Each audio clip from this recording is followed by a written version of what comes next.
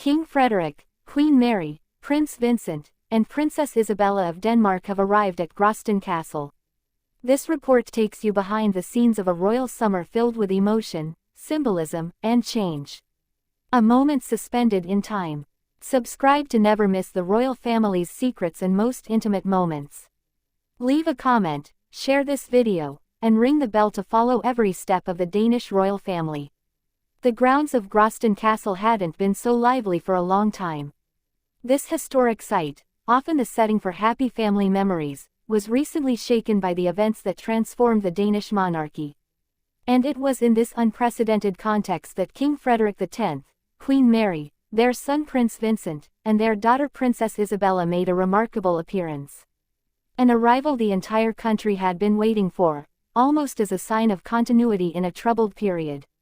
The royal couple, accompanied by two of their 4 children, arrived under a typically Danish summer sky, between light clouds and timid rays of sunshine.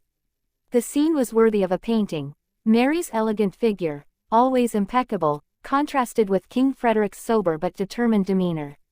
Their son Vincent, discreet and mature for his young age, shared a knowing smile with his sister Isabella, who seemed to take pleasure in greeting the gathered curious onlookers. Nothing was left to chance, and yet everything seemed natural. But beyond the perfect images, what does this arrival at Graasten Castle really symbolize? Since the historic abdication of Queen Margrethe II in January, the Danish monarchy has entered a new era. Frederik X, a discreet son long in the shadows, has transformed himself into a head of state scrutinized, analyzed, and commented on at every turn. Mary, his Australian wife, now queen, has transitioned from a modern mother to a central figure in the kingdom. Their popularity remains strong, but their mission is immense: to maintain national cohesion, evolve the monarchy without distorting it, and pass on to their children an institution capable of surviving the challenges of the century.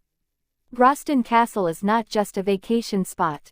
It's a symbol, where Margrethe II loved to spend her summers, painting, and recharging her batteries. The current royal couple is now laying the foundations of their own tradition. By returning there this summer with Vincent and Isabella, Frederik and Mary affirm their desire to preserve this link between past and future. They are continuing the legacy while discreetly turning a new page. This move is a message addressed to the Danish people, but also to their children. This is where their legacy begins. The castle's symbolism is powerful. It's where some of the most memorable photos of the monarchy took place: walks in the forest, royal picnics, impromptu dances on the lawn. The press often seized on it, but the Danes saw much more: the humanity of a family that resembles them. This year, the emotion is different. Because everything has changed. And yet, nothing has really changed. It is this paradox that this visit attempts to resolve. Mary, with her radiant smile, seems to embody this bridge between tradition and modernity. Vincent, in a blue polo shirt and Bermuda shorts, maintains a natural distance from the cameras, but doesn't hide. He observes, learns, perhaps already understands what this royal life represents, these codified but crucial moments. Isabella, more confident, allows herself spontaneous gestures, such as greeting a child in the distance or giving her mother a knowing look. It is these details that make the scene so human, so touching, and that remind the Danes that behind the function, there is a family. This stay at the castle will not only be symbolic. It is also a break from a busy schedule. Since his accession to the throne, Frederik X has been making numerous official trips, state visits, and eagerly awaited speeches. He must reassure, convince, and modernize without offending. Mary, for her part, takes her new roles to heart, particularly in the areas of mental health, women's rights, and education. They know that their image matters, but that it is not enough. This stay is therefore a necessary interlude, almost a breath of fresh air in a daily life where every word is weighed, every gesture analyzed. The Danish media were quick to cover this arrival. News channels broadcast live footage of the royal carriage passing through the castle gates. Newspapers published editorials praising the royal couple's simplicity, and social media went wild with the first photos. But behind this media coverage lies a deeper reality: the Danes need this presence. It reassures them, it unites them. In an uncertain world, Seeing Frederik and Mary, with their children, smiling in front of Graasten Castle, is a landmark. An anchor. It should also be noted that not all of the royal couple's children are present. Prince Christian, heir to the throne, is undoubtedly detained by personal commitments or studies. The youngest, Princess Josephine, is also absent from this scene. But this in no way detracts from the power of this moment. On the contrary, it makes it more intimate, more sincere. Isabella, in particular, seems to be gaining in confidence. Her attitude is attracting attention, and some already see in it the beginnings of a more assertive public role. She has inherited her mother's charisma and her father's intelligent discretion.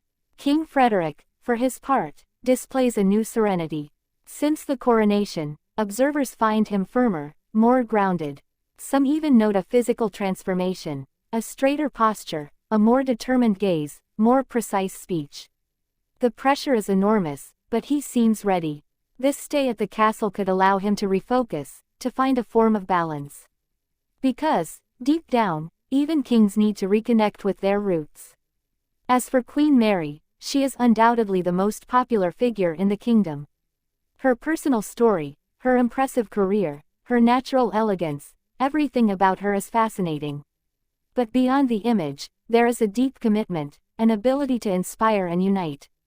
In Grasten, she is at home. And this ease shines through. The photos taken that day show her radiant, relaxed, close to her family. The next few days at the castle will be an opportunity for more private moments, away from the cameras. But the press will be watching every appearance. For every gesture, every outfit, every smile will be analyzed. It is these micro-events that fuel the legend. And if the Danish monarchy remains one of the most beloved in Europe, it is largely thanks to this unique ability to combine closeness and mystery. This stay also marks the beginning of a summer that many hope will be peaceful. After intense months, the kingdom needs calm and direction. And what better way to embody this newfound stability than this family gathered in this emblematic place? The Danish monarchy continues to reinvent itself, but it does so with delicacy and purpose. In the corridors of the castle, where children's laughter and the footsteps of generations of royalty still echo, Frederik, Mary, Vincent, and Isabella are writing a new chapter. Discreet, but essential, a chapter that an entire nation looks back on with emotion, pride, and a touch of admiration. As the days pass, and the golden light of summer caresses the ancient stones of the castle, one question remains: will this new royal generation, led by Frederik and Mary, succeed in embodying the soul of Denmark in a lasting way in a constantly changing world?